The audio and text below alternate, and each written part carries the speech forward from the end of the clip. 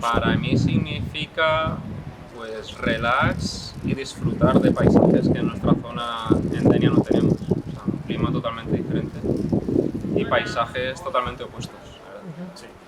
Sí, más o menos lo mismo y bueno, y que también conocer a gente, peregrinos, que haces el camino con ellos y juegas con ellos y... Experiencia. Yo creo que la gente también por experiencia, por conocer a gente nueva, para ver lo que se le desata todo, pues, que la gente sea buena y todo ese tipo de...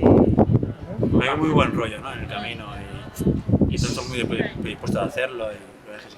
Y si vas con alguien durante una semana o más, 24 horas te da tiempo a conocerla mejor también a esa persona, ¿eh? Saber sus virtudes y sus defectos, saber convivir con ellos. Sí, y además incluso haciéndolo, creo que por lo menos los tres estamos pensando en cuál sería el siguiente, o sea que sí, se recomienda. Sí. Pues es un turismo muy Económicamente. conservador, el tema del medio ambiente, imagino, y veo, y económicamente evidentemente Debe ayudar también.